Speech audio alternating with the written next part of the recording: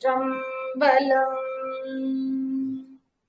உலகெல்லாம் உணர்ந்து போதற்கு அறியவன் நிலவுலாவிய நீர்மலி பேணியன் அலகில் ஜோதியன் அம்பல காடுவார் அலசிலம்படி வாழ்த்தி வணங்குவார். அன்புக்குரிய குருவருள் ஆன்மீக மைய அன்பர்களுக்கும் பொறுப்பாளர்களுக்கும் முதற்கண் என் பணிவான வணக்கத்தை தெரிவித்துக் கொள்கிறேன். நலம் தரும் திருப்புகழ் என்ற பொது தலைப்பிலே இன்று நாம் பேச எடுத்துக்கொண்ட தலைப்பு இறைவன் திருவருளாலே திருப்புகழும் திருமுருக கிருபானந்த வாரியார் சுவாமிகளும் என்ற தலைப்பிலே இன்று நாம் பேசுகின்றோம். சென்ற வாரம்தான் அவருக்கு 32வது குரு பூஜை விழா நடந்தது. காஞ்சியிலே என்னை அழைத்திருந்தார்கள். காஞ்சியிலே அவருடைய திருவுருவ திருமேனியை வைத்துக் கொண்டு சிறப்பாக வழிபாடு நடத்தி கொண்டு வருகிறார்கள். காங்கேயநல்லூரிலே அவர் பிறந்த ஊர் காங்கேயநல்லூர். அந்த ஊரிலே முருகப்பெருமான் கோயிலை திருப்பணி செய்து மிக சிறப்பாக வைத்தவரும் வாரியார், வாரியாரது குடும்பமும். அந்த கோயிலுக்கு முருகனுக்கு எதிராகவே காங்கேயநல்லூரிலே பெரிய திருமேனி வைத்து அவருக்கு இன்றும் வழிபாடு நடந்து கொண்டு வருகிறது. அப்படிப்பட்ட கிருபானந்த வாரியார் அவரும் திருப்புகழும் எந்த அளவிலே இருந்ததனால் அவருக்கு எப்பேற்பட்ட பெயர் வந்திருக்கிறது என்று நாம் பார்க்க வேண்டும். அவர் பேச்சிலும் மூச்சிலும் திருப்புகழ், அந்த ரந்தாதி, அந்த அலங்காரி, அருணகிரியார் பாடல்கள் அத்துணையும் தவிர சைவ சித்தாந்தம் பேசும் பொழுது சிவபெருமான் மற்ற சமரசவாதி எல்லா தெய்வங்களுக்கும் அவர் சொற்பொழிவாற்றியிருக்கிறார். முருகனை பற்றி திருப்புகழை பற்றி அதிகமாக அவர் எடுத்துக்கொண்டதனால்தான் அவருக்கு திருமுருக கிருபானந்த வாரியார் என்ற பெயர் வந்தது. அவருடைய குடும்பத்திலே 11 பேர், அதுல 4வது பேராக இவர் இருக்கின்றார். அவருடைய தந்தையார் வைத்த பெயர் அருமைமிகு மல்லையதாசரும் கனகம்மை அவர்களும் பெற்றெடுத்த தவ புதல்வர் கிருபானந்த வாரியார். அவருடைய தந்தையார் வைத்த பெயர் கிருபானந்த வாரி.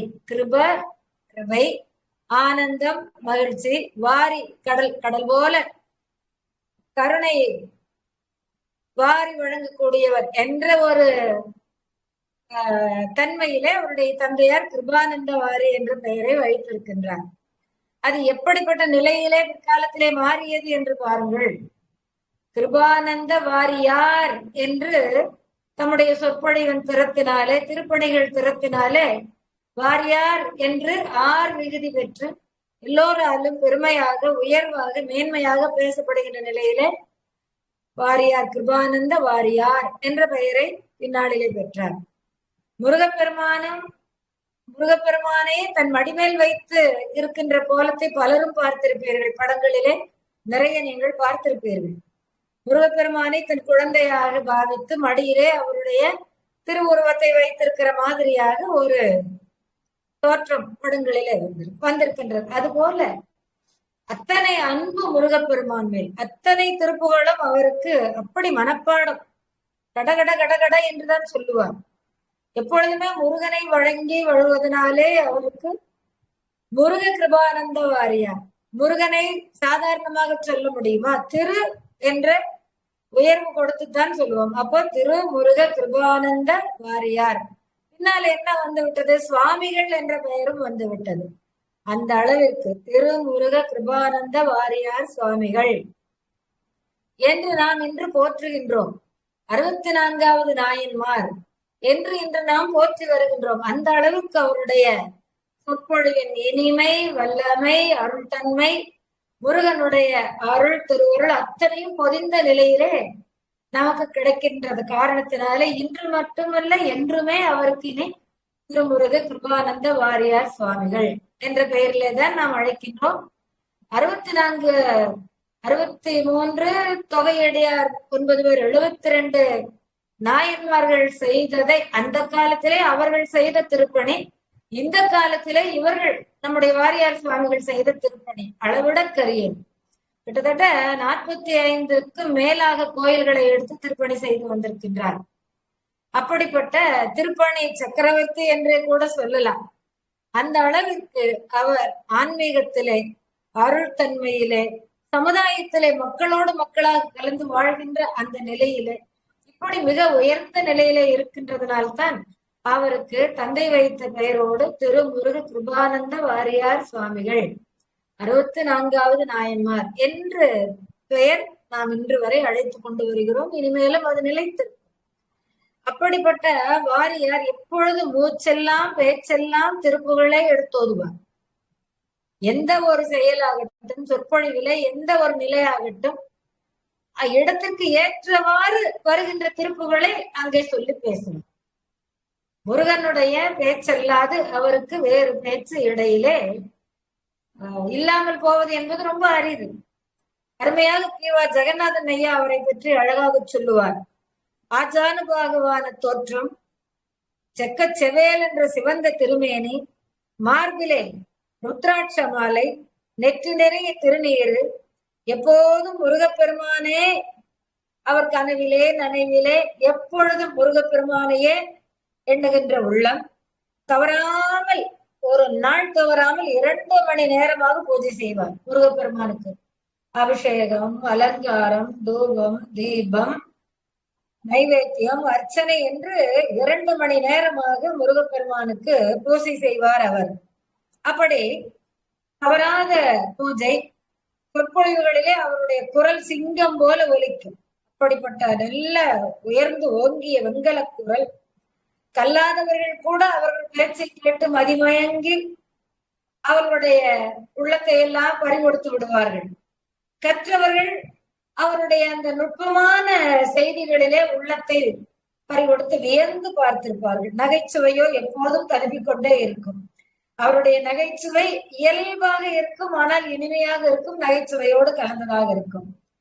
விருந்து பற்றி பேசும்போது கேட்பவர்களுக்கு வாயிலே ஜலம் ஊறும். அதே போல அடியார்களது தொண்டினையும் இறைவனது திரு கருணையையும் பேசும்போது கண்ணிலே நீர் வழியும். இத அப்படியே உருகி போகின்ற அளவுக்கு நம்முடைய சொற்பொழிவை செய்வார். செய்திகளை, நல்ல குணங்களை எல்லாம் எடுத்து சொல்லும் பொழுது மக்களுக்கு ஒரு உயர்ந்த உள்ளம் வரும். இந்த மாதிரி வாரியார் சொல்லுகின்ற வழியிலே நாம் செல்ல வேண்டும் என்ற நிலையிலே அவர்களுக்கு உள்ளம் மகிழ்ச்சியாக தோன்றும், விரிவடையும், நல்ல வழியிலே தங்களை நடாத்தி கொண்டு செல்லுவார்கள். இப்படித்தான் ஒருமுறை நம் நாட்டில் மட்டுமல்ல, இந்தியா மற்றும் வெளிநாடுகளிலும், மலேயா, சிங்கப்பூர், இலங்கை, அமெரிக்கா, லண்டன் போன்ற நாடுகளில் எல்லாம் சென்று சொற்பொழிவு செய்திருக்கின்றார்.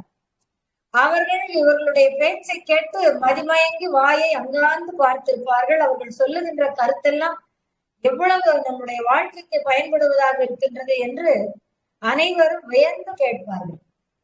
அது தவிர மலேசியாவில 2-3 அன்பர்கள் வாரியாரிடம் வந்து, அவர் 2-3 முறை மலேசியா சென்றிருக்கின்றார். அப்பொழுதெல்லாம் அன்பர்கள் வந்து என்ன சொல்வார்களாம், சுவாமி உங்கள் பேச்சை கேட்டு நாங்கள் மது மாமிசத்தை எல்லாம் விட்டு விட்டோம். இது எவ்வளவு பெரிய விஷயம். திருநீர் என்றும் வைத்துக் கொள்ளுகிறோம். எங்களுக்கு ஏற்ற வகையிலே இறைவனை வேண்டி ருத்ராட்ச மாலை அணிந்து கொள்ளுகிறோம். மனதிலே என்றும் இறைவனை பற்றிய நினைவை, இறைவனை பற்றிய எண்ணமே, இறைவனை பற்றிய நாமமே நாங்கள் உச்சரித்துக் கொண்டிருக்கின்றோம். எப்பொழுதும் வழிபாட்டிலே உள்ளமுருகி வழிபடுகின்றோம். குறிப்பாக வெளிநாடுகள் என்று சொன்னாலே மது மாமிசம் எல்லாம் இருக்கும், அதையெல்லாம் நாங்கள் தவிர்த்து விட்டோம் என்று சொல்லும் போது வாரியார் அவ்வளவு மகிழ்ந்தாராம். அதை பற்றி எல்லாம் அவர் சொல்லி இருக்கின்றார். அவர் தன் வரலாறு என்ற ஒரு புத்தகத்தை எழுதியிருக்கிறார். 364 பக்கங்கள். ஒரே ஒரு பக்கம் இல்லை, ஒரு வருடத்திற்கு 365 ஆக.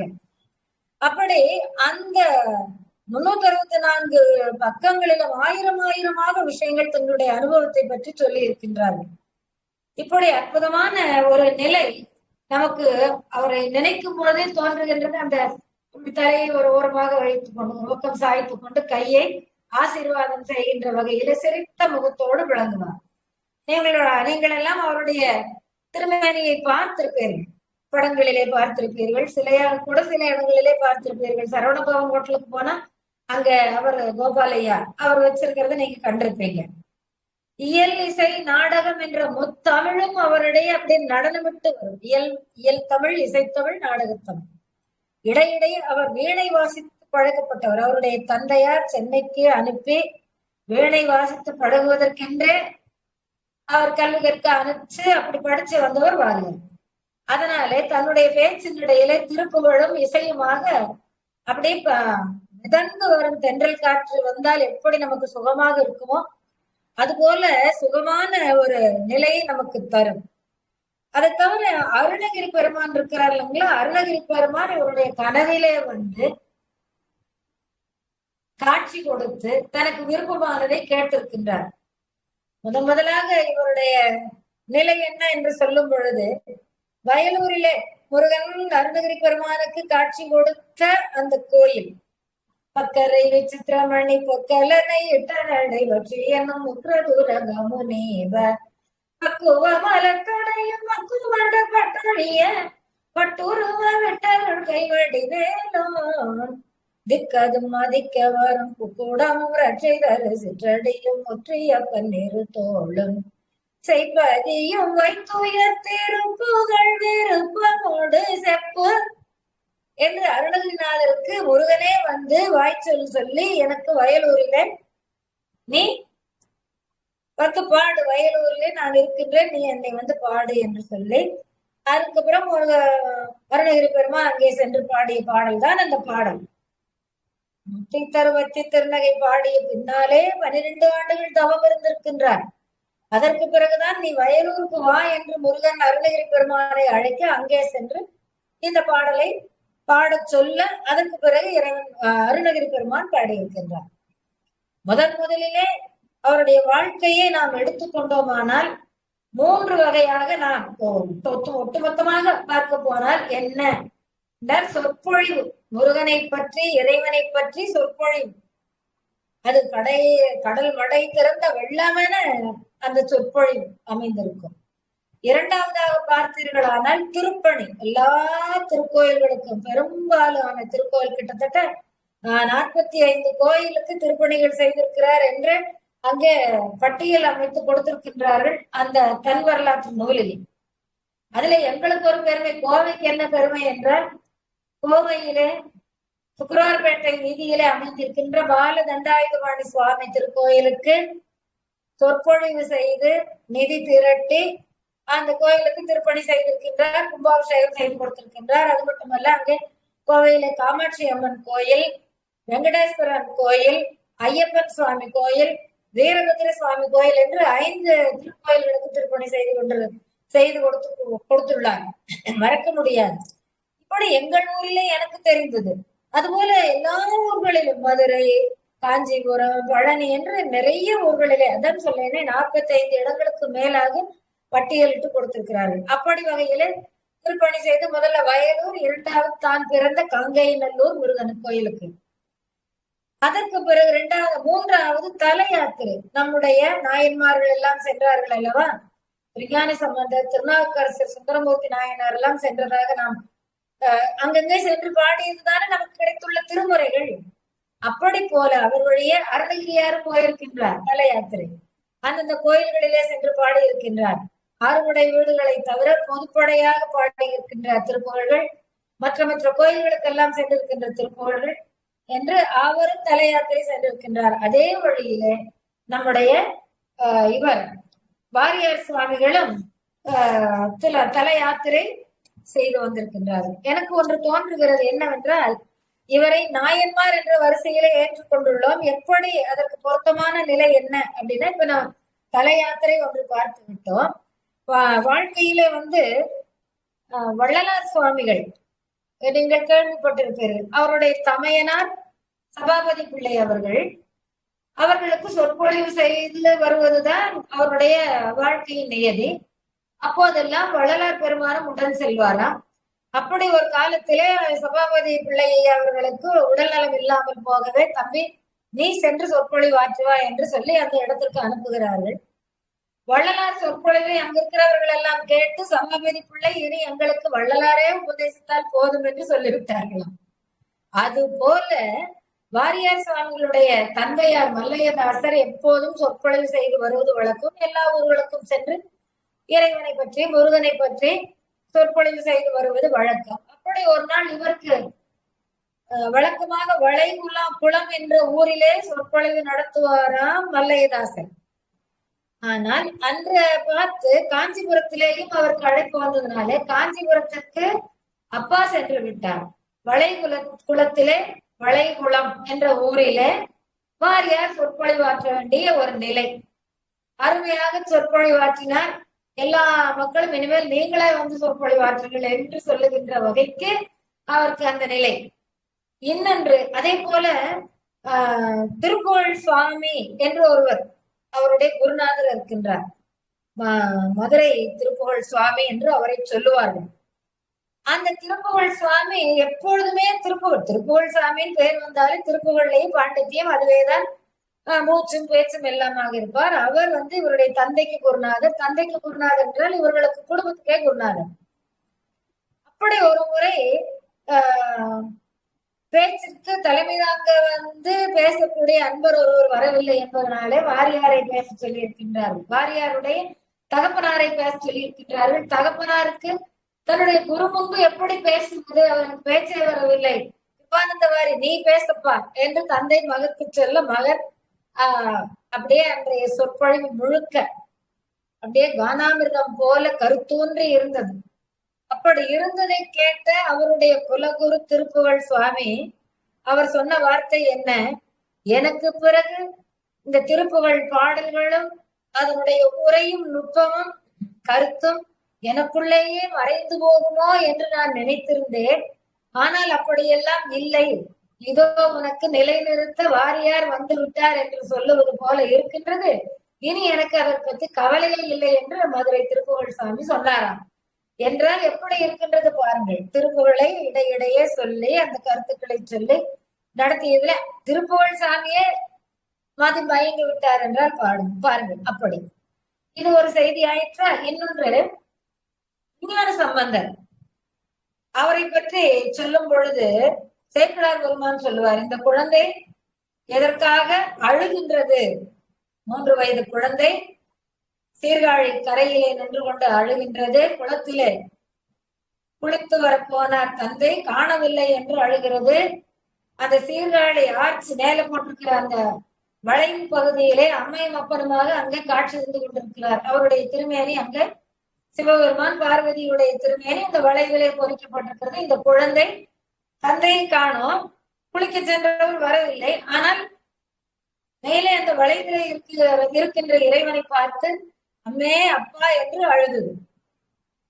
அப்படி அழுகுறதுனாலே அம்மா அப்பன் சொல்ல அம்மா பால் கொடுத்தார் என்பது வரலாறு.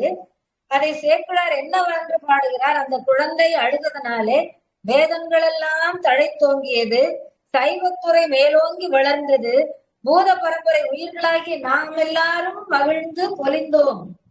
அதற்காக இந்த குழந்தை அழுவது. வேத நெறி தழைத்தோங்க மிகு சைவத்துறை விளங்க பூத பரம்பரை பொலிய புனித வாய் மலர் தழுத சீதவள வயற்புகை திருஞான சம்பந்தன் பாத மலர் தலை கொண்டு திரு தொண்டு பரவுமா சேர்க்கிறார் பாடிக்கிறார். அதை நாம இப்ப என்ன பாடலாம் அப்படின்னா, திருப்புகழ் நெறி தழை தோங்க மிகு திருமுறை சைவம் விளங்க திருவளக்காங்கிய நல்லூர் புனிதன் அவதரித்தார் திருவாய் பொலிய நாளும் அவர் தொண்டை பாடி விருப்புடன் பதமல சூடி திரு தொண்டு செய்திடுவார். இது அடியன் செய்த பாடல். அது அப்படியே காப்பி அடிச்சு. அப்படி திருப்புகழ் நெறி, வேலின் நெறி, வேலவன் நெறி தழைத்தோங்க சைவத்துறை மற்றும் திருமுறை எல்லாம் விளங்க காங்கேயநல்லூரில் அவதாரம் செய்தார் நம்முடைய வாரியார் சுவாமிகள். அவருடைய பாதத்தை நாம் தொழுது அவர் வழியிலே நின்று திருத்தொண்டுகளை மேற்கொண்டு செய்வோம் என்று நாம் அவரை வணங்குகின்றோம். ஆச்சுங்களா? இதனாலதான் நமக்கு அந்த ஒரு நிலை கண்டிப்பாக இவர் அந்த நாயனார் என்று போற்றப்படுகின்ற அளவிற்கு மிகுந்த மிகுந்த மிகுந்த பொருத்தமுடையவர் என்பதனாலே நாம் 64வது நாயன்மார் என்று இவரை அழைத்து நாம் வழிபட்டு வருகின்றோம். இவருடைய குடும்பமே திருப்புகழ் குடும்பம். இவருடைய பெயரே திரு முருக கிருபானந்த வாரியார் விளக்கமும் பார்த்து விட்டோம். இருவருமே திருப்புகழ் சபையை அந்த காங்கேயநல்லூர்ல இன்றும் இருக்கின்றது. பல லட்சக்கணக்கான இன்று கோடி என்று கூட சொல்லலாம், பல கோடியான ரூபாய்கள் அதற்கு நிதி வசம் வைத்திருக்கின்றார்கள்.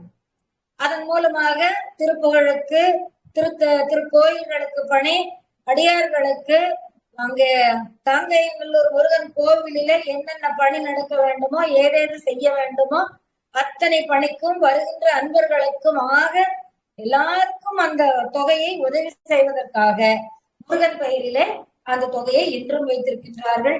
அந்த முருகனுக்கு அழகாக வயிறு கிரீடம் செய்து வைத்திருக்கிறாராம் வாரியார். அதே போல பாதம் முதல் திருமுடி வரை அலங்காரத்துக்கு உண்டான நகைகள் எல்லாம் செய்து வைத்திருக்கின்றாராம் வாரியார். பாருங்க, திருப்புகழ் சபையை நிறுவி அங்க பல மாணவர்களை அழைத்து திருப்புகளை சொல்லிக் கொடுத்து கொண்டு வந்திருக்கின்றார்கள் 2 பேருமே. ஆச்சுங்களா? ராஜகோபுர திருப்பணி செய்தது, இப்படி பல நிலைகளிலே அவருடைய திருப்பணியை பார்க்கலாம். அதான் வயலூர் முருகனுக்கு தான் முதல்ல அவர் அதிகமா திருப்பணி செய்தது. அவங்க அப்பா கூட, ஏப்பா நாம் பிறந்த காங்கேயநல்லூர் முதல்ல செய்யலாமல்ல. அப்பா அது பொதுவான கோயில், எல்லார்கிட்டையும் வசூல் படல, எல்லாருக்கும் தெரிந்த கோயில். ஆனா நம்ம கோயிலுக்கு நாம தான் சம்பாரிச்சு கட்டணும் அப்படின்னு சொன்னாராம. பாருங்களேன் எவ்வளவு தூரம் அவருக்கு அந்த ஒரு செய்கின்ற பணியிலேயும் ஒரு நேர்மை நிலைக்கின்றது பாருங்க. அதுக்கப்புறம் கதிர்காம யாத்திரை சென்ற போது கூட குடும்பத்தோடு அங்கங்கே மண்டபத்துல இருந்து குடும்பத்தோடு அடியார்களோடு சென்று அங்கங்கே மண்டபத்துல திருப்புகழ் பாடி மக்களை எல்லாம் வந்து கேட்க செய்து அப்போதும் சொல்லிக் கொடுப்பார்களாம். இப்படி இருக்கின்ற காலத்திலேதான் அருணகிரி பெருமா ஒரு நாள் அவர் கனவிலே வந்து காட்சி தந்து என்ன கேட்கின்றாராம், அப்பா எனக்கு மிகுந்த பசியாக இருக்கிறது என்று கேட்டிருக்கின்றார். உடனே வாரியார் சுவாமிகள் தன் தம்பி திருமாமணாளன் அருகிலே இருந்திருக்கின்றார். அவரை அழைத்து, அப்பா நீ போய் அம்மா கிட்ட சாதம் வாங்கிட்டு வா, அருணகிரியார் பசியாகுது என்று கேட்கிறார் என்று சொல்லி அவரை அனுப்ப, அவர் சென்று அம்மாவிடம் கேட்க, அப்பா சாப்பாட்டு நேரம் முடிஞ்சு போச்சு, இல்லைன்னு சொல்லிட்டு வா. அப்ப இவர் இல்லைன்னு சொல்ல, அப்ப அருணகிரியார் கேட்டாராமா, அன்னம் இல்லாவிட்டா என்ன உப்புமாவாவது செய்து உடனே அருணகிரிநாதர் கேட்டாராம். உடனே அவர் மறுபடியும் தம்பி கிட்ட போய் உப்புமாவாவது செய்து வாங்கிட்டு வாப்பா அப்படின்னு சொல்ல, அப்புறம் உப்புமாவுக்கு ரவை இல்லைன்னு போய் சொல்லு அப்படின்னு சொல்ல, இந்த மாதிரியாக ஒரு நிலை நடந்திருக்கின்றது. அப்புறம் மறுபடியும் இருக்கிறத வைத்து அன்னம் படைத்திருக்கின்றார்கள். அந்த மாதிரி இருக்கிற நிலையில திடீரென்று விழிப்பு வந்திருக்கிறது பாரியாருக்கு. அப்பதான் அவர் அருணகிரிநாதருக்கு ஒரு படி அரிசி ஒரு நேரம் தயிர் சாதம், பச்சரிசி தயிர் சாதம் செய்து குழந்தைகளுக்கு அதை கொடுத்து விட நாள்தோறும் அமுதுபடி செய்து வந்தாராம். இன்று வரை அது நடந்து கொண்டு வருகிறது. அருணகிரிநாதருக்கென்ற இடம் வாங்கி அருணகிரிநாதருக்கு கோயில் கட்டிய விஷயங்கள் எல்லாம் நிறைய நிறைய இருக்கிறது. ஆக இந்த விஷயங்கள் எல்லாம் நீங்கள் பார்க்கும்போது விருதுகள் ஏராளமாக வாங்கியிருக்கின்றார். திருப்புகழ் ஜோதிங்கிறவருக்கு முதல்ல, அதுக்கப்புறம் இதுல ரிஷிகேஷ்ல நம்ம இவரு சித்பவானந்தா சுவாமி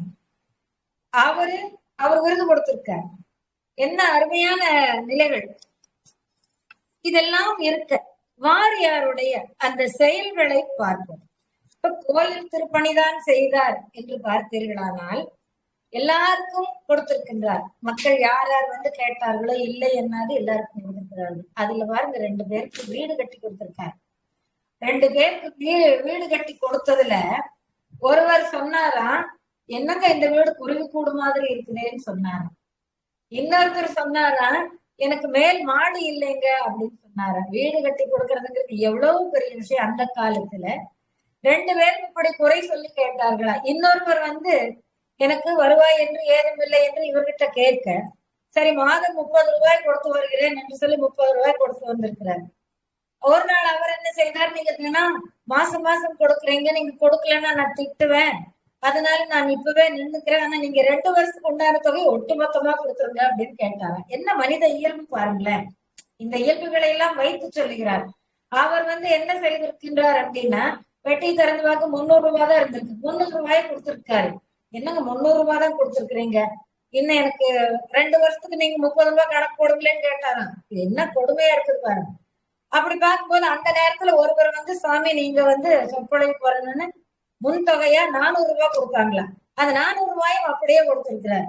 அவர் அதையும் வாங்கிட்டு இன்னும் கொஞ்சம் பாக்கி இருக்குது அப்படின்னு கேட்டாராம். இல்லப்பா இதுதான் இருக்குது, நீ போயிட்டுவான்னு அனுப்பிச்சிட்டாரு. மனித மனங்கள் ஒரு உதவி செய்கின்ற நிலையிலே இருக்கின்றவரை எப்படி மனித மனம் இப்படி இம்சைப்படுத்துகிறது பாருங்கள். இதெல்லாம் ஒரு நிகழ்ச்சி.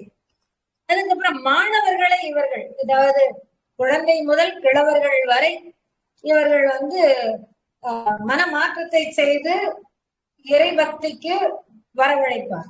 அப்படிப்பட்ட நிலையிலே மாணவர் ஒருத்தர் கேட்கிறார், சுவாமி நீங்கள் நேற்று சொற்பொழிவு செய்தீர்களே, அதிலே நீங்கள் ராமாயணத்திலே சொன்னீர்கள் சபாபதி சம்பாதி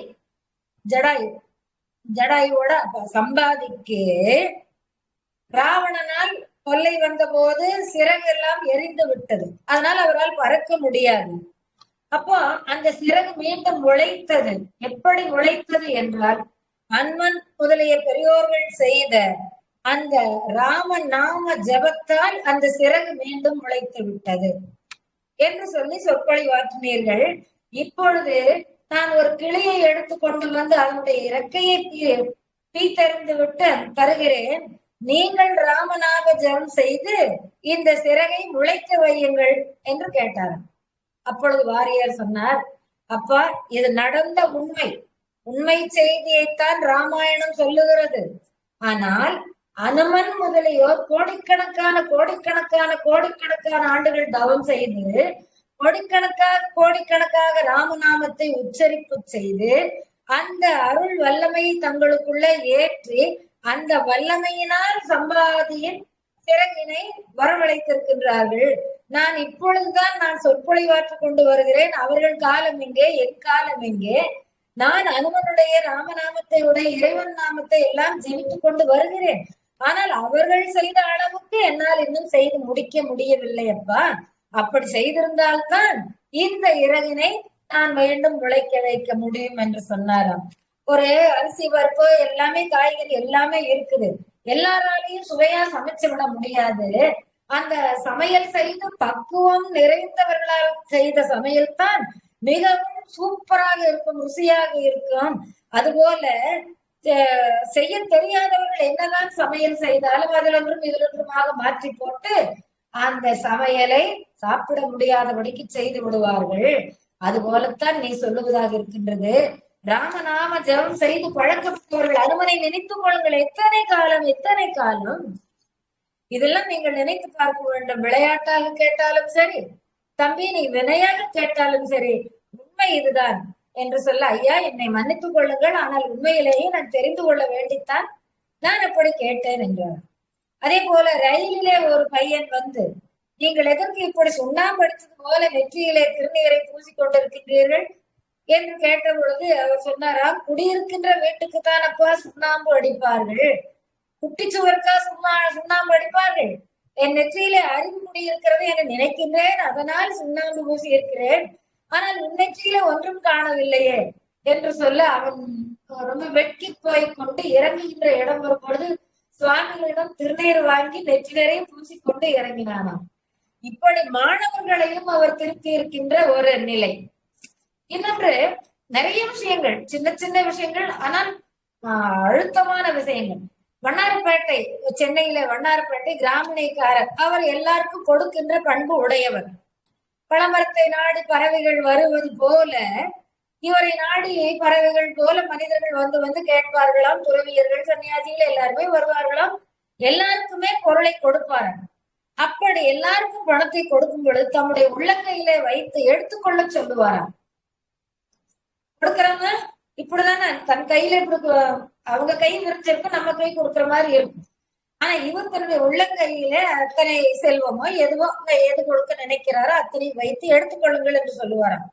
வாரியார் பார்த்து கேட்டிருக்கிறாரு, என்னப்பா கொடுக்கறவங்க கை மேல இருக்கும், வாங்குறவங்க கை கீழே இருக்கும், நீங்க என்ன மாறி செய்யறீங்களே அப்படின்னு கேட்டாங்க. அப்ப சொன்னாரு சுவாமி, நான் கொடுக்கின்றது என்ன பொருள், எத்தனை காலத்துக்கு இருக்கும், கொஞ்ச நாளைக்கு இருக்கும், அடுத்த வேளை சாப்பாட்டு கூட இருக்காது, அழிஞ்சு போகும். ஆனா அந்த சன்னியாசிகள், அந்த துறவிகள், அந்த மேலோர்கள் எல்லாம் எத்தனை கோயிலுக்கு சென்றிருப்பார்கள், எத்தனை தீர்த்த யாத்திரைகளை செய்திருப்பார்கள், எத்தனை காலங்கள் தவம் செய்திருப்பார்கள். அப்படியெல்லாம் செய்து அருளை அவர்கள் ஏற்றுக்கொண்டிருப்பார்கள். தங்களுடைய உச்சி முதல் பாதம் வரை அருள் சக்தி நிறைந்தவர்களாக, குணங்கள் நிறைந்தவர்களாக இருப்பார்கள். எனவே அவர்களை எடுத்து சொல்லும் பொழுது அந்த அருள் எனக்கு வந்து சேரும். நான் கொடுக்கின்ற கேவலம் பொருள் அவர்களுக்கு போய் சேரும். அருள் பெரிதா பொருள் பெரிதா சுவாமி? அதனால்தான் நான் இப்படி சொல்லுகிறேன். அவர்கள் என் கையிலே எடுக்கும் பொழுது அவர்களுடைய கை என் கையிலே படும். அப்ப அருள் சக்தி எனக்கு பாயும். அதனால்தான் சுவாமி என்று சொன்ன பொழுது வாரியார் வியந்து போனார். எந்த நூலிலுமே இப்படிப்பட்ட ஒரு நிகழ்வை காண முடியுமா என்று வருந்தி அவரை ரொம்பவும் பாராட்டி வியந்து போனாராம். இப்படி அதுக்கப்புறம் இன்னொரு கோயிலிலே என்ன, புரசைவாக்கம் தானா தெரு, அங்க ஒரு சிறு தேவதைக்கு பலியிட்டு கொண்டிருக்கக்கூடிய வழக்கத்தை கொண்டிருக்கிறார்கள் அந்த ஊர் மக்கள். அப்ப குலதெய்வ பூஜை வரும் பொழுது ஆண்டுக்கு ஒரு முறை இப்படி பலியிடுவது வழக்கம். ஒரு முறை பலியிடும் பொழுது வாரியார் அங்கே இருக்கின்றார். வாரியார் அங்கிருந்து பேசிக் கொண்டிருக்கும் பொழுது இவர்கள் பலியிடுவதை காண சகிக்கவில்லை. அவர் வேண்டாம் என்று சொல்லி இருக்கின்றார். ரொம்ப மனசுக்குள்ள எவ்வளவு ரொம்ப வருத்தப்பட்டு, இந்த மாதிரி நம் போலத்தான் அந்த உயிர் பாவம், விட்டு விடுங்கள். கோயிலிலே அன்பு வெள்ளத்தான் ஓட வேண்டுமே தவிர இரத்த வெள்ளம் ஓடக்கூடாது. தயவு செய்து விட்டு விடுங்கள். கோபண்ணா என்ற ராமதாசர் 12 ஆண்டுகள் சிறை தண்டனை இதற்காகவே அனுபவித்தார். எதற்காக? கிளியின் சிறகை வெட்டி கூண்டிலே வைத்தாராம். 12 நாட்கள் தான் கூண்டிலே வைத்தாராம். அதற்காக அவர் 12 ஆண்டுகள் சிறை தண்டனை அடைந்தாராம். நீங்கள் வெட்டி ரத்த வெள்ளத்தை ஓட வைக்கின்றீர்கள், உங்களுக்கு என்ன கிடைக்கும் நினைத்து பாருங்கள். எனவே தெய்வம் அதை கேட்காது, நாம் தான் அதை செய்கின்றோம், நமக்கு அது பாவமாகிவிடும். எனவே சொன்ன உடனே அவர்கள் சொன்னார்களாம், கசாப்பு கடையிலே சென்று எல்லோரிடமும் சொல்ல வேண்டியதுதானே சுவாமி. கசாப்பு கடையிலே அவன் வேலையாக செய்கிறான், ஆனாலும் அது அவனுக்கு பாவம் தான். இப்பொழுது நான் சொல்லுவதை நீங்கள் கேட்காது எதுபோல் இருக்கின்றது என்றால், கோயில் கொடிமரத்தின் அருகே ஒருவன் சித்தையில் கலந்து விட்டான். அவனை நான் தள்ளி அந்த பக்கம் போக சொல்லுவோமே தவிர ஒவ்வொரு கழிவறையிலும் சென்று இங்கே போகாதீர்கள் என்றா சொல்லுவோம்? என்ன நினைத்துக் கொண்டு நீங்கள் பேசுகின்றீர்கள், நன்றாக நினைத்து பேசுங்கள் என்று சொல்லி அதற்கப்புறம் அவர்களை திருந்த வைத்து அதிலிருந்து அங்கே பலியிடுவதை தடுத்தார். உயிர்கொலை செய்வதை தடுத்தார். என்னென்ன பெரிய விஷயங்கள்! மது சாப்பிடுவதில்லை, மாமிசம் சாப்பிடுவதில்லை, கெட்ட வழியிலே போவதில்லை. ஒருவர் பார்த்து வீட்டுக்காரர் பார்த்து அந்த அம்மா எங்கப்பா வீட்டுக்காரர் எங்க போயிருக்கிறாரு அப்படின்னு கேட்டா, அவர் இந்த மாதிரி கோயிலுக்கு போயிருக்கிறாரு, இந்த மாதிரி வேலைக்கு போயிருக்காரு, இந்த மாதிரி தர்மம் செய்ய போயிருக்கிறாருன்னு சொல்லணும்.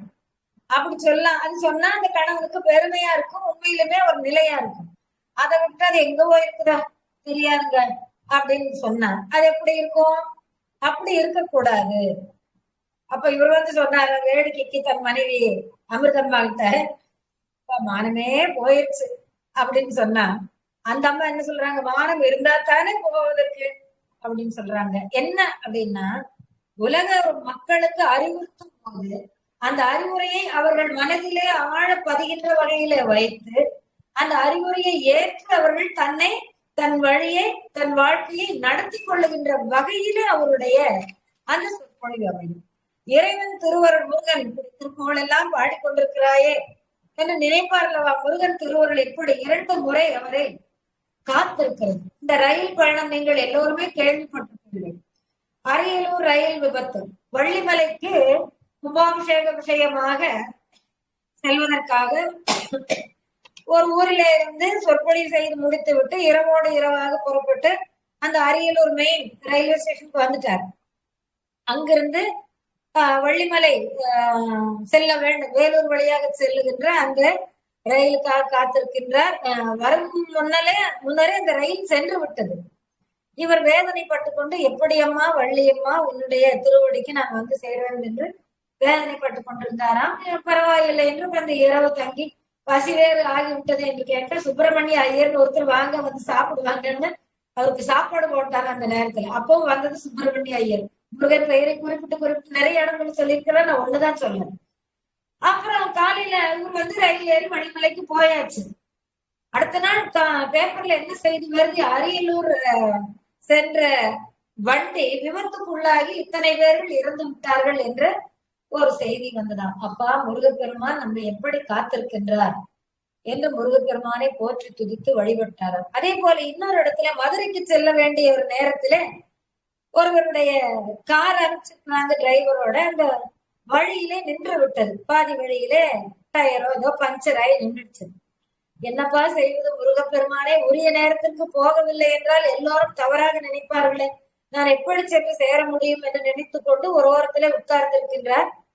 அவரும் உடன் வந்த ஒருவரும் டிரைவர் வண்டியில வேலை பார்த்து கொண்டிருக்கிறார். அப்பொழுது ஒரு கார் வந்ததாம். அந்த நேரத்துல யாருமே ஒரு வர முடியாத அந்த இரவு மங்கிய நேரத்துல அந்த வழியில அதிகமா கார் வராத நேரத்துல ஒரு கார் வந்ததாம். அது பிடிஆர் அமைச்சரா இருந்தார் இல்லைங்களா, பிடி ராஜேந்திரன், அவருடைய கார் வந்ததாம்.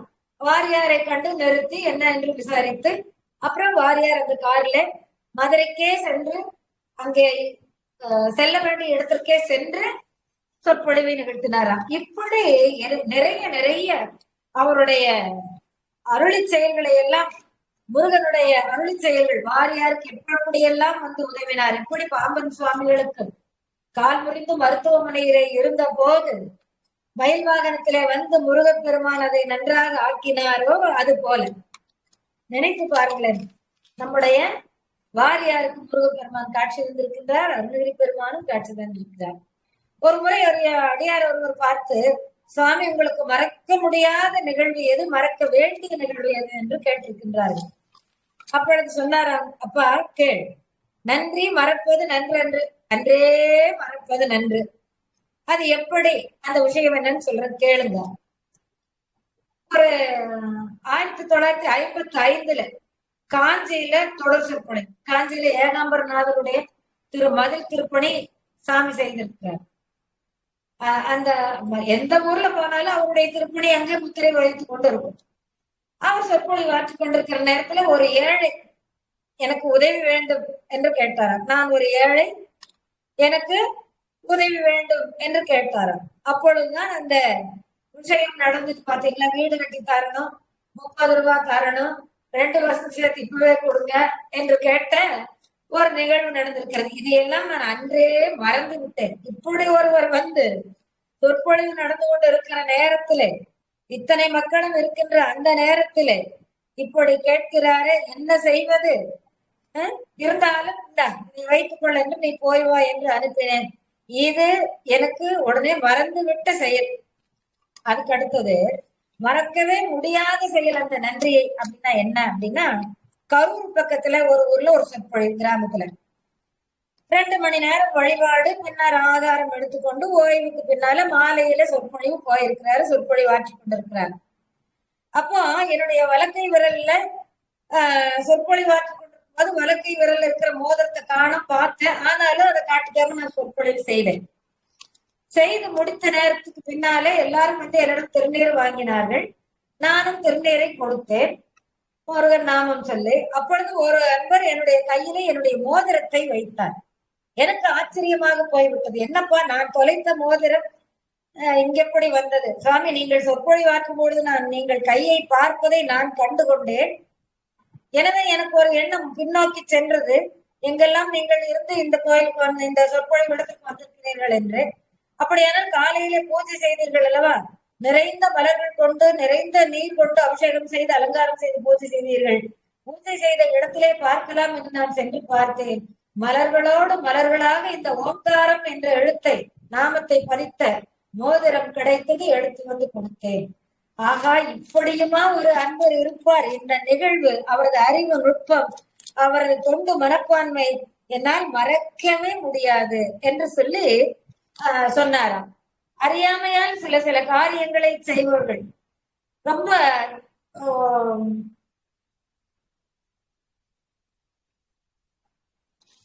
நிலை, திருமுருகனுடைய அந்த அபிஷேக நிலையெல்லாம் நினைத்து பார்த்து முருகனை வணங்கி இப்படியும் அன்பர்கள் இருக்கின்றார்களே என்று ஒரு சந்தோஷப்பட்டு அவரை வாழ்த்தி திருநீர் வைத்து அனுப்பினார். ஒரு சமயம் மதுரையிலே ஒரு 2 நாட்கள் சொற்பொழிவு திருவானைக்கா அகிலாண்டேஸ்வரி கோவில் திருப்பணிக்காக செய்வதற்காக அங்க சொற்பொழிவு. அப்போது ஒருவர் வந்து ஒரு பெண்மணியின் பெயரை சொல்லி தனக்கு அவரிடம் வேலை வாங்கி தரும்படி ஒருவர் கேட்டிருக்கின்றார். ஒரு பெண்மணி நல்ல தொழிலதிபராக இருந்திருக்கலாம். அவருக்கு எனக்கு அவரிடம் வேலை வாங்கி தார்கள் என்று வந்த ஒரு அன்பர் கேட்டிருக்கிறார். உடனே வாரியார் அவரை அழைத்து கொண்டு ஒரு அந்த அன்பர் சொன்ன அந்த அவருடைய வீட்டிற்கு சென்றிருக்கின்றார். அந்த பெண்மணியினுடைய அலுவலகத்திலே இருக்கின்ற மேனேஜர் அவர் தினமும் இவருடைய சொற்பொழிவுக்கு வருவாராம். அப்படி அந்த நட்பினை ஏற்படுத்தி கொண்டு சென்றிருக்கின்றார்கள். வந்த உடனே அவர் வீட்டுக்கு சென்றேன். அவரும் வந்து வணங்கி அன்போடு என்னை வரவேற்று அவர் எனக்கு கீழே உட்கார்ந்து கொண்டார். எனக்கு நாற்காலி போட்டு உட்கார வைத்திருக்கிறார்கள். அவர் என்னுடைய கீழே என் பாதத்தின் கீழே உட்கார்ந்திருக்கின்றார். என்னிடம் வேலை அந்த அம்மையாருடைய வீட்டுல வேலை கேட்டு வந்த அன்பர் எனக்கு அருகிலே நாற்காலி போட்டு உட்கார்ந்து கொண்டிருக்கிறார். நாற்காலி போட்டிருக்கிறார்கள், அதில் உட்கார்ந்து இருக்கின்றார். ஒரு சுயமான ஒரு எண்ணம் வேண்டும். பெரியவரே அப்படி உட்கார்ந்து இருக்கும்போது நான் சின்னவர் கீழே இறங்கி உட்காரணும்னு தோணல அவருக்கு. பக்கத்துல இருக்கிறவங்க எல்லாம் சொல்லி அவரை கஞ்சாடை காட்டி எதிரில் இருக்கிறவங்களுக்கு தெரியக்கூடாது, கஞ்சாடை காட்டி கீழே இறங்கி உட்கார வைத்திருக்கின்றார்கள். இப்படி நடந்ததை எல்லாம் நினைக்கும் போது கொஞ்சம் கொஞ்சம் மன வருத்தம் இருந்தாலும் மறக்க முடியாத நிகழ்ச்சி. என்ன நிகழ்ச்சி அப்படின்னா, ஒரு அம்மையார் வந்து திருச்செந்தூர்ல சொற்பொழிவு செய்து கொண்டிருக்கும் போது காரைக்கால் அம்மையார் போல சபரி அம்மையார் போல ஒருத்தர் வந்து 20க்கும் மேலான ஆப்பிள் பழங்கள் கொண்டு வந்து கொடுத்துட்டாங்க. இந்த ஆப்பிள் பழங்கள் கொண்டு வந்து கொடுத்தது எனக்கு பல் இல்லை அப்படிங்கிறதுனால அந்த மேற்கோலை எல்லாம் உரித்து எடுத்து வா என்று எனக்கு உதவி செய்ய அனுப்பியிருந்த அந்த அன்பரிடம் சொன்னேன். நடந்து கொண்டிருக்கிற நேரத்துல என்னை அழைத்தார்கள். நான் காரிலே போய் அவரோடு உட்கார்ந்து கொண்டேன். அப்பொழுது இவர் ஓடோடி வந்தார். ஓடோடி வந்து என் கையில அந்த ஒரு பொட்டலத்தை கொடுத்தார். பொட்டலத்தை கொடுத்தனால நான் பிரித்து பார்த்தேன். ஆப்பிளாகத்தான் இருக்கும் என்று பார்த்தால் தோல். என்னப்பா இப்படி செய்திருக்கிறீர்கள் என்று கேட்ட உடனே அவர்தான், நீங்கள் தானே தோலை உரித்து எடுத்து கொண்டு வான்னு சொன்னீங்க, அதனாலதான் நான் தோலை உரித்து எடுத்து கொண்டு வந்திருக்கிறேன். என்ன மாதிரியான விஷயங்கள் எல்லாம் நடந்திருக்கு பெரியோர்களே. இப்படிப்பட்ட வாரியார் சுவாமிகளோடு நிறைய இருக்குதுங்க. நான் 1-2 தான் சொல்றேன். நீங்க அந்த புத்தகத்தை வாங்கி படியுங்கள்.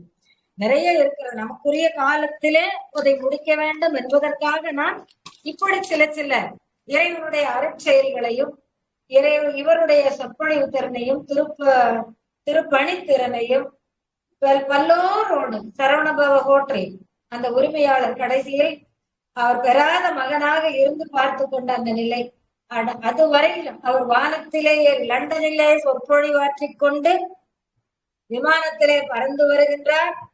அது கூட சொல்லுகின்றார்கள், திருத்தணிக்கு நேராக அந்த விமானம் வரும்பொழுது அவர் உயிர் பிரிந்தது என்று அவருடன் இருந்த அன்பர்கள் எழுதியிருக்கின்றார்கள். எப்பேற்பட்ட நிலை!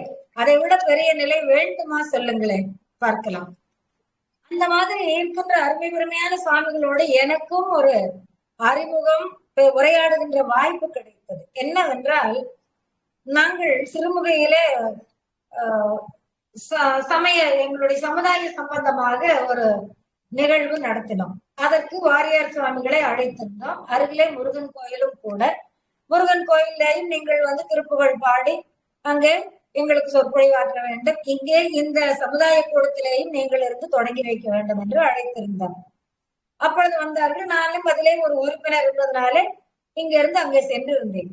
அப்பொழுது அவர் தொடங்கும் முன்பாக சமுதாய கூட்டத்தை எல்லாம் ஆசிரியரை சொல்லி முடித்து விட்டு முருகன் கோயிலுக்கு வந்து விட்டோம். பக்கத்துல எலகம்பாளையம் என்ற ஒரு ஊர். அந்த ஊர்ல முருகன் திருக்கோயில். அதுல எங்களுடைய மாமன் மாமியும் அந்த திருக்கோயில்ல இருந்து பணி செய்து எங்களையும் அங்கே பணி செய்ய வைத்தவர்கள். முருகன் அழகாக இருப்பார். அழகான நதிக்கரை ஓரத்திலே முருகன் கூடிக்கொண்டிருப்பான். ரொம்ப அழகு, ரொம்ப அருட்சக்தி உடைய முருகன். அப்படி அந்த முருகன் கோயிலுக்கு அவரை அழைத்து சென்று சொற்பொழிவாற்ற ஏற்பாடு செய்தோம். இறை வணக்கம் பாடச் சொன்னார்கள். அடியேன் தான் பாடினேன். நாவேறு பாமணத்த பாதாரமே நினைந்து அந்த திருப்புகழ் பாடலை முடித்தேன். கொடுத்த உடனே அவருக்கு ரொம்ப மகிழ்ச்சி. அவர் என்னை அழைத்து வாமா, ரொம்ப சந்தோஷமா இருக்குது திருப்புகழ் பாடல் கேட்ட, உன் பெயர் என்னம்மா அப்படின்னாங்க. திலகவதியின் சாமி அப்படின்னு. திலகவதியா?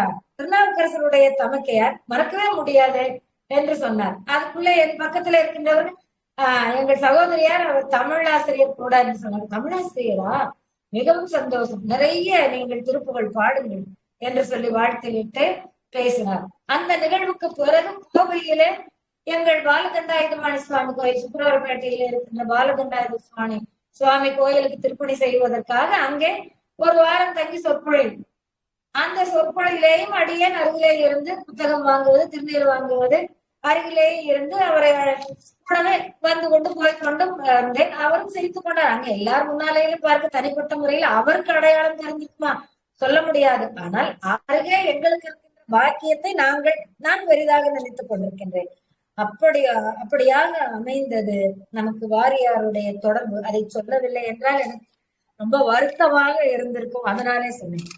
மூன்றாவதாக அவர் யாத்திரை செய்தது. யாத்திரை மனிதன் ரெண்டு வகையிலே யாத்திரை, ஜீவ யாத்திரை ஒன்று, சிவ யாத்திரை ஒன்று.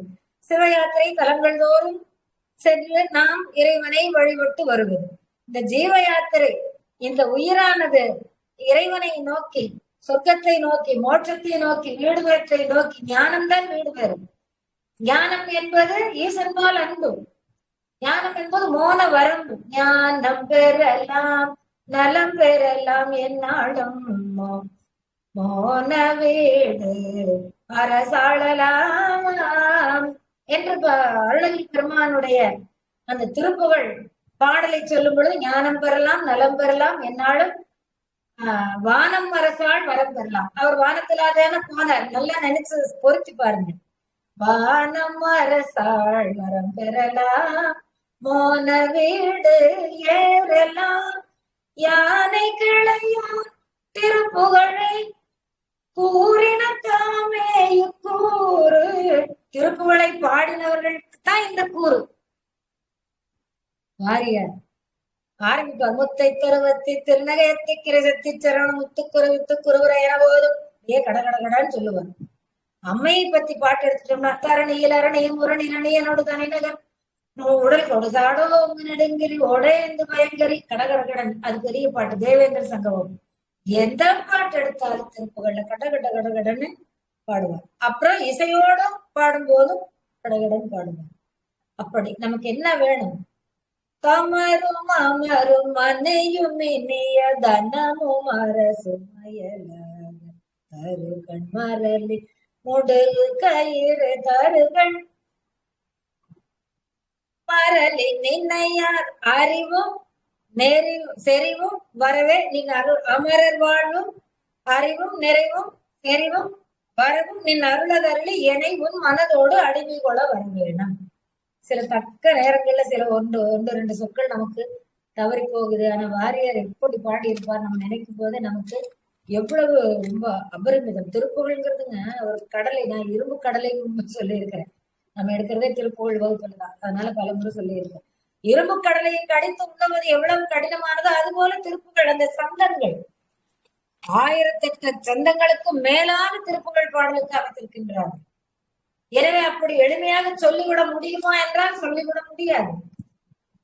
அப்படி நம்ம யோசிச்சு சொல்லுவோம். ஆனா வாரியாருடைய வாயிலிருந்து எப்படித்தான் அந்த அமுதமழை பொழியுமோ, திருப்புகழ் அமுதமழை பொழியுமோ, அது வாரி புரிந்து கொண்டே இருக்குமோ, அப்படி ஒரு அற்புத நிலை அவருக்கு. அவர் 10-12 வயதிலேயே திருப்புகழ் பாடல்கள் எல்லாம் மனப்பாடமா, திருமுறை பாடல்கள் அத்தனையும் நம்ம ஒரு 10,000 பாட்டுக்கு பக்கம் மனப்பாடம் பண்ணி வச்சிருப்பாரு.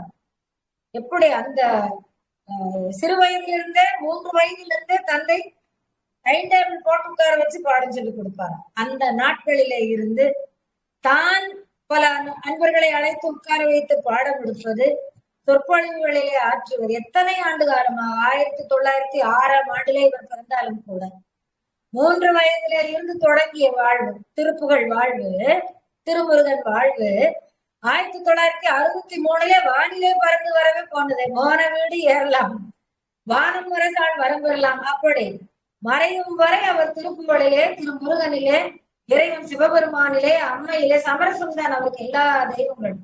அத்தனை சொற்பொழிவுகளும் எத்தனை கணக்கான சொற்பொழிவுகள் ஆற்றியிருப்பாங்க. பதிந்து பதிந்து பதிந்து உள்ளத்திலே பதிந்து நாவை வாயை திறந்தாலே நாவும் பல்லுமாக முட்டி முட்டி வருகின்ற அந்த திருப்புகழ் சொற்களை அப்பப்ப கேட்கவே இனிமையாக இருக்கும். அந்த மாதிரி அப்படி ஜீவ யாத்திரை செல்லும் பொழுது நம்ம இந்த உயிருக்கு தானே, ஆத்மா தானே ஒரு உடல்ல இருந்து இன்னொரு உடலுக்கு போகுது, ஒரு உடல்ல இருந்து இன்னொரு உடலுக்கு போகுது. ஆனா ஆத்மா மறைவதிலே உடல் அழிந்து போகுது. இதுதான் நம்முடைய சித்தாந்தம். பெரியவர்கள் சொல்லுகின்ற அத்தனை மொழியும் ஆத்மாவிற்கு அழிவில்லை. அது இந்த பிறப்பிலே இருந்து காலம் முடிந்து விட்டால் அடுத்த பிறப்புக்கு செல்லுகிறது. அப்படி அந்த ஜீவ யாத்திரை செல்லும் பொழுது எத்தனையோ பயணம் நாம் செல்லுகிறோம் இல்லைங்களா? மாட்டு வண்டி, குதிரை வண்டி, இல்லைங்களா, புகை வண்டி, கார், பேருந்து, இப்படி இப்படி எத்தனையோ வாகனங்கள்ல ஏறி செல்லணும். இந்த ஜீவ யாத்திரை என்பது துன்பத்தை தரக்கூடியது தானே. சிவ யாத்திரை தான் பேரின்பத்தை தரக்கூடியது. அப்படி இவர் என்ன காசி யாத்திரை சென்றார். காசி யாத்திரை அது ஒரு 22 நாட்கள், ஒரு மாத காலத்திற்கு அன்பர்களோடு சேர்ந்து குடும்பமாக செல்லுவார்களாம். அங்கே இருந்து நிறைவாக இருந்து இறைவனை வழிபடுவார்களாம். அப்பொழுது கயாவுக்கு சென்றிருக்கின்றார்கள். கயாவுக்கு சென்றால் பெரியவர்களுக்கு சிராத்தம் திதி கொடுக்கணும் இல்லையா? அப்படி கொடுக்கும்போது எல்லாரும் சொல்லுவாங்க, உங்களுக்கு பிடிச்சது எதையாவது மூணை விட்டுருங்க அப்படின்னு. நம்ம எதை விடணும் தெரியுமா? இந்த சுண்டைக்காய், அவரைக்காய், பாவக்காய் எல்லாம் வாரியார் சொல்ற மொழி. சுண்டைக்காய், அவரைக்காய், பாவக்காய் இது எல்லாமே விடுறது யாருக்கும் தெரிவதில்லை. நான் முக்திக்கு சென்று சேர வேண்டும். எனவே இனிமேல் நான் ஒரு பொருளை சொற்பொழிவுக்காக வேணும் அல்லது மற்றதுக்காக வேணும் ஒரு பொருளை மற்றவரிடத்து எனக்கென்று வாங்கிக் கொள்ளுவதில்லை. இதை விட்டு விடுகிறேன். அதுதான் அவர் வாரியார் விட்டது. நாம கோபத்தை விடணும், பாவத்தை விடணும், வஞ்சனை விடணும், பொறாமை விடணும், சூது விடணும், இப்படி எல்லாம் எத்தனையோ குணங்களை, தீய குணங்களை விட்டுவிட்டு நல்ல குணங்களை நான் இதன் வழி நடப்பேன் என்று சொல்லித்தான் வரணும். இவங்க போறவங்களும் அந்த பழத்தை, இந்த பழத்தை, அந்த காய், பிடிக்காத காயெல்லாம், பிடிக்காத பழத்தெல்லாம் விட்டுட்டு வராங்க. அது இல்லை, நான் இப்படி உறுதி கொண்டேன் என்று வாரியார் சொல்லுகின்றார். அப்பொழுது அதற்கு பிறகு தான் இங்க சொற்பொழிவுக்கு போகிறார். எங்க மலேசியாவுக்கு 3ஆம் முறையாக சொற்பொழிவுக்கு போகிறார். அங்கே உரிய முறையில தட்சிணை கொடுத்தார்கள். அதை வேண்டாம் என்று வாரியார் மறுக்கிறார். அப்பொழுது உடன் சென்றவர் அவருடைய சகோதரியாருடைய வீட்டுக்காரர். அவர் உங்களுக்கு பணம் வேண்டாங்க, நம்ம கோயில் திருப்பணி செய்யலாம், காங்கை நல்லூர்ல திருப்பணி செய்யணும்னு சொல்லி இருக்கோம்ல, அதுக்கு பணம் வேணும் இல்ல அப்படின்னு அதை நீங்க வாங்கி கொள்ளுங்கள் அப்படின்னு சொல்ல வந்தா, நீங்களே வாங்கிக்கோப்பா அவர்கிட்ட கொடுத்து சொல்லியிருக்காரு. எப்படி ஒரு அந்த கொண்ட குறிக்கோளிலே உறுதியாக இருக்கின்றார் பாருங்க. அப்புறம் ஒரு இடத்துல ஒவ்வொருத்தருக்கும் ஒரு குணம் வேணும்னு சொல்லுவார். இப்போ கோயில்ல பூசாரியாக இருந்தால் அவருக்கு நல்ல ஒரு ஆச்சாரம் வேணும். அதே போல ஒரு அமைச்சராக இருந்தா ஒரு நேர்மை வேணும். இப்ப நான் சொற்பொழிவாளர், எனக்கு என்ன அடையாளம்? இந்த கண்டிகை, உத்திராட்சம், சிவலிங்கம் அது மட்டுமா நினைக்கிறீங்களா? இல்ல, நான் சொல்லுகின்ற சொல்லும் என்னுடைய செயலும் என்னுடைய வாழ்க்கை முறையும் ஒரே மாதிரியாக இருக்க வேண்டும். அதுதான் எனக்கு அழகு. இல்லைன்னா காலம் தள்ள முடியாது. அப்ப எல்லாருக்கும் சொல்லுவது எளிது, செய்வது அரிதுன்னா அப்படி ஒரு சொற்பொழிவாளர் இருக்கக்கூடாது. எனக்கு அழகு என்னுடைய சொல்லும் என்னுடைய செயலும் ஒரே மாதிரியாக இருக்கும் என்று சொல்லி அவர் சொன்னார். இந்த மாதிரி சின்ன சின்ன விஷயங்கள் நிறைய நிறைய இருக்கின்றது. இந்த முற்பிறப்பினால், இந்த பிறப்புல செய்த கன்மத்தினால் இந்த எடுத்த உடம்பு இருக்குதே, இந்த உடம்பு எடுத்த காலம் முதல் இறக்கின்ற காலம் வரை எப்ப தெரியாது. இதற்கு முன்னத்த பிறவி எப்படி இருந்ததுன்னு தெரியாது. இறந்த பின்னால வரக்கூடிய பிறவி எப்படி இருக்குன்னு தெரியாது. இருக்கின்ற காலத்துக்குள்ள உன்னால் நல்லது என்ன நினைக்க முடியுமோ நல்லது நினை, நல்லது என்ன பேச முடியுமோ மற்றவர்களுக்கு துன்பம் தராத வகையில பேசு, நல்லது என்ன செய்ய முடியுமா பிறருக்கு உபகாரமாக ஏதேனும் சின்ன செயலா இருந்தா கூட செய்ய, கடைசியில பார்வையானது அன்போட பாரு. இப்படி செய்வதுதான் இந்த பிறவியிலே நாம் பெற்ற பேரு.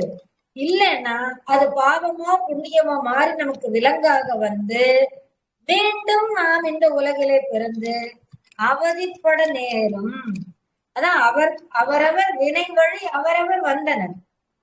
அவரவர் வினை வழி அவரவர் அனுபவம். இப்ப எனக்கு ஒரு அனுபவம் கிடைக்குது, உங்களுக்கு ஒரு அனுபவம் கிடைக்குதுன்னா நீங்கள் செய்த வினைப்படிதான் உங்களுக்கு கிடைக்கின்ற அனுபவம். நான் செய்த வினைப்படிதான் எனக்கு கிடைக்கின்ற அனுபவம். எல்லோருக்குமே அப்படித்தான். அவர் செய்த வினைப்படிதான் அவருக்கு கிடைக்கின்ற அனுபவம். இது தப்பியே போகாது. உங்களுக்கு ஒரு சின்ன ஒரு வரலாற்றை சொல்லி நான் நிறைவு செய்யலாம் என்று நினைக்கின்றேன். ஒரு அந்தணரும் அந்தணருடைய மனைவியும் தன் குழந்தையை எடுத்துக்கொண்டு அருகிலே உள்ள ஊருக்கு செல்லலாம் என்று சென்று கொண்டிருக்கின்றார்கள். காட்டு வழியாக சென்று கொண்டிருக்கின்றார்கள். நெடுநேரம் ஆகிவிட்டது. ஒரு மரத்தின் நிழலிலே தன்னுடைய மனைவியையும் குழந்தையும் படுக்க செய்துவிட்டு அந்தணன் ஏதேனும் கிடைக்கிறதா என்று உண்பதற்கு ஏதேனும் காய்கனியா கிடைக்கிறதா என்று பார்த்து கொண்டு எடுத்து வருகிறேன் என்று சென்று விட்டார். அந்த நேரத்திலே அவர் சென்று விட்டார். சென்று எல்லாம் திரட்டி கொண்டு வந்து பார்க்கின்ற நேரத்திலே மனைவியினுடைய மார்பிலே ஒரு அம்பு பதிந்து அவர் இறந்து கிடக்கின்றார். ஐயோ, யார் என் மனைவியினுடைய மார்பிலே அம்பு தைத்து கொன்றது என்று சொல்லி வருத்தத்தோடு வேதனையோடு கத்திக்கொண்டு சுற்றுமுற்றும் பார்க்கின்றார். அந்த நேரத்திலே ஒரு வேடன் வேட்டையாடுவதற்காக வந்து கொண்டிருக்கின்றான். அப்ப வேடனை பார்த்தார். வேடன் கையிலே அம்பும் வில்லும், வேடனுடைய அம்பரா தூணியிலே அம்புகள் நிறைந்து கிடக்கின்றன. பேர் சாட்சி வேண்டுமா? இந்த வேடன் தான் இந்த அம்பை எய்து என்னுடைய மனைவியை கொண்டிருக்கின்றான் என்று அரசனிடம் அழைத்து போகின்றார். அவன் எவ்வளவோ சொல்லுகின்றான் அந்தனரிடம், நான் இப்பொழுதுதான் வருகின்றேன், இன்னும் அம்பை எய்யவே இல்லை, இப்பொழுதுதான் வருகின்றேன், நான் எய்யவே இல்லை, நான் கொல்லவே இல்லை என்று வாதாடி இருந்தாலும் அரசரிடம் அவன் அழைத்து சென்றவன் கூட அப்படியே சொல்லுகின்றான். இதற்கு என்ன செய்வது என்று தெரியாமல் பிரத்யட்சமாக அவர் கண்டதை வைத்துக் கொண்டு அந்த வேடனை சிறையிலே அடைத்து விடுகின்றார் அரசர். அப்பொழுது இறைவனை வேண்டுகின்றார். என்னப்பா, நம்ம எப்படி இந்த மாதிரி எப்படி இவர் செய்தார், அவர் செய்யவில்லை என்கின்றார், நான் என்ன செய்வது? இறைவா, நீதான் எனக்கு வழிகாட்ட வேண்டும். இறைவனை வேண்ட, சரி நீ ஒன்று பொறுத்திருந்த இரவு என்று பொறுத்து கொண்டு அவர் உறங்குகின்ற நேரத்துல 2 யம தூதர்கள் பேசிக் கொள்ளுவதாக அவருடைய கனவிலே வருகின்றது. அப்போ அந்த 2 யம தூதர்கள் பேசிக் கொள்கிறார். ஒரு கல்யாணமாய் மணவரையில உட்கார்ந்து இருக்கிற மணப்பெண்ணையும் மகனையும் கொண்டு வர வேண்டும் என்று யமன் சொல்லிவிட்டார். எப்படி இப்படி கொண்டு போவது? நன்றாக இருக்கிறார்களே, உடலுக்கும் ஒன்றும் இல்லை, திருமண கோலத்திலே இருக்கும்போது எப்படி கொண்டு செல்வது? ஏன் உனக்கு தெரியாதா? அன்று ஒரு சமயம் நான் அந்த அந்தனருடைய மனைவி மரத்தின் கீழே குழந்தையை போட்டுக் கொண்டிருக்கிற நேரத்திலே என்றோ வேடன் விடுத்த அம்பு அந்த மரத்தின் இலையிலே தொத்திக் கொண்டிருந்ததே, பலமாக காற்று வீச செய்து அந்த அம்பை அந்த அந்தனருடைய மனைவியின் மார்பிலே விழச் செய்து கொன்றோமே, அது உனக்கு நினைவில்லையா? அதுபோல இதை செய்ய வேண்டியதான். எப்படி செய்வது? அங்கே அருகே ஒரு மாட்டு கொட்டில் இருக்கின்றது. அந்த மாட்டு கொட்டிலே மாடுகள் கட்டப்பட்டிருக்கின்றன.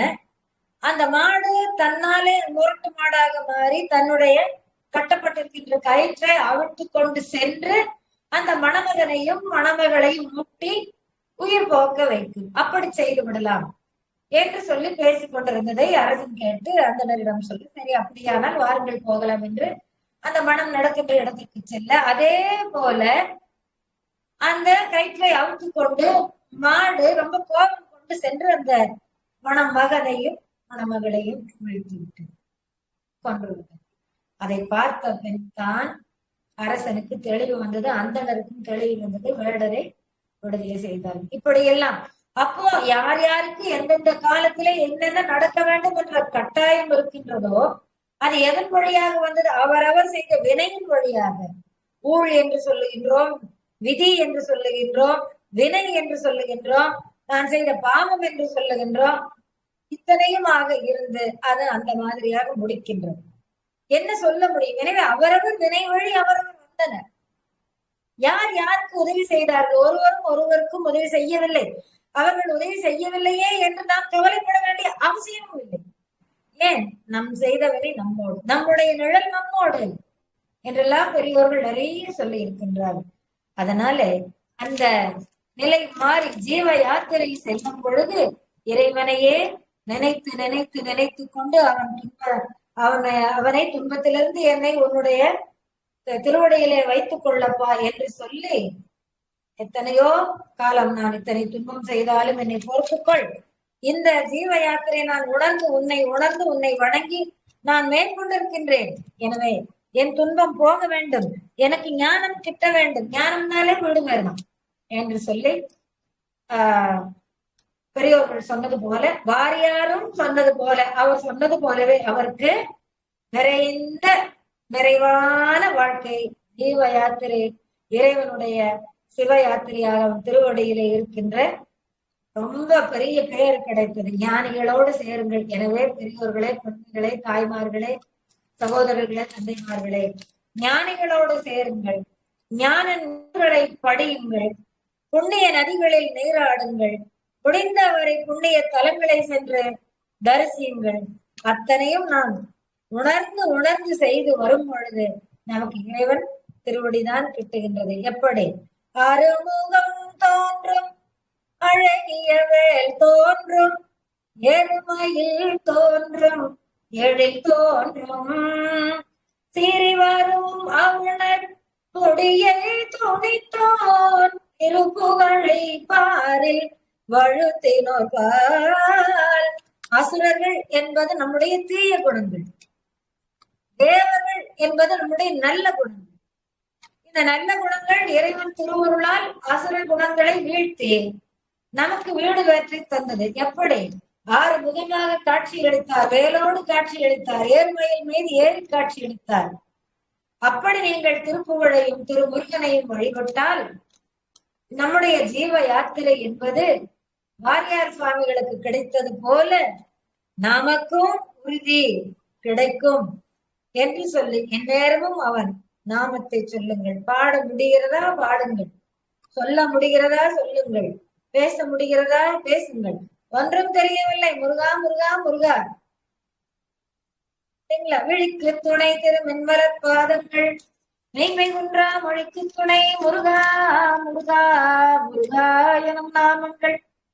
இந்த பாடலை சொல்லி இந்த அளவிலே திருப்புகழை பாடியதனால் திருப்புகழ் சபை என்று ஏற்படுத்தி திருப்புகழ் ஜோதி என்ற, ஜோதிங்கிறது ஒரு பேர் தான் நான் சொல்றேன், விருது கிட்டத்தட்ட 28 விருதுகள் அவருக்கு அந்தந்த ஊர்களிலே அவரவர்கள் பெருமையோடு உணர்ந்து கொடுத்த விருதுகள், அத்தனை விருதுகளையும் பெற்றவர். திருப்புகழால் வந்த பெரும் பேரு, திருப்புகழால் கிடைத்த யாத்திரை பேரு என்னெல்லாம் நினைத்து பாருங்கள். அப்படிப்பட்ட வாரியார் சுவாமியை நாமும் வணங்கி நம்முடைய குலகுருவாக 64வது நாயன்மாராக திருப்புகழ் ஜோதியாக அவரை வணங்கினால் வாழ்விலே நலம் பெறுவோம் என்று சொல்லி விடைபெறுகிறேன். நன்றி, வணக்கம்.